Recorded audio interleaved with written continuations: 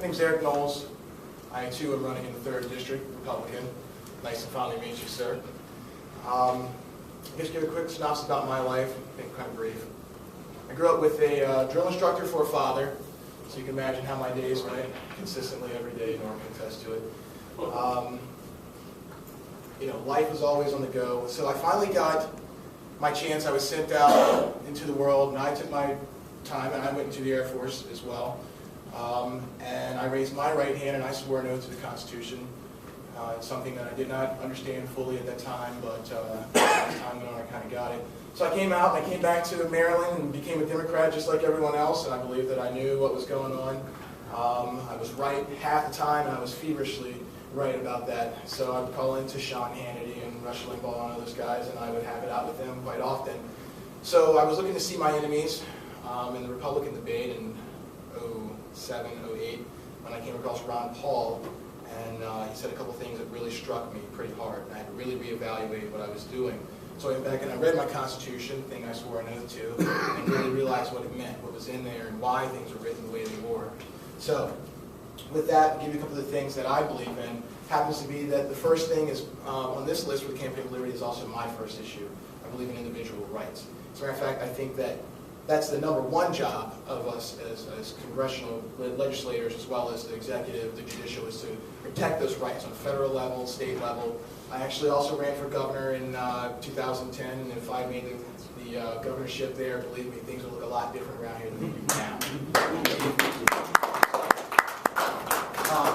We also brought up that we have the NDAA bill that was recently passed that stripped us of our 4th and 5th Amendment rights. I think these are the important issues that do not divide us, but instead bring us all together. It doesn't matter whether we are Democrat, whether we are Republican, whether we consider ourselves a third party or not affiliated whatsoever. These are the things that we have to pull together to fight as one.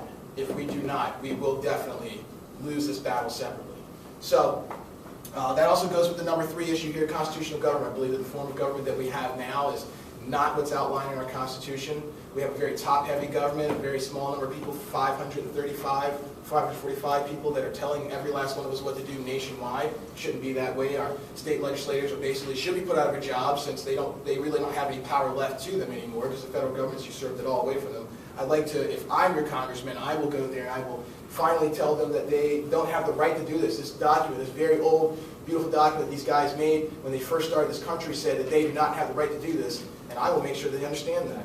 We're talking about free markets in here. I believe that government, whenever it gets in the way of something, whenever it gets involved in something, only gets in the way of it.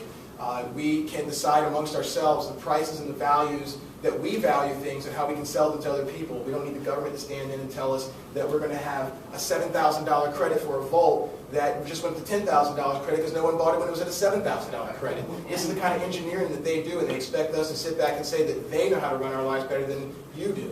I don't know how to run your lives better. You do, better than I do, but I'm not running to run your lives. I'm running to get the government out of your life and get you back in control of where you need to be. The last thing here is the non-interventionist foreign policy. Anytime that we go to war, when I'm on call, when I'm a congressman, there will be a vote. And if there's not, we're going to make sure that every person who decided to duck out on that vote is going to become famous. Because that's Congress's job. It's Article 1, Section 8. It's right in our Constitution. It says Congress is supposed to declare war.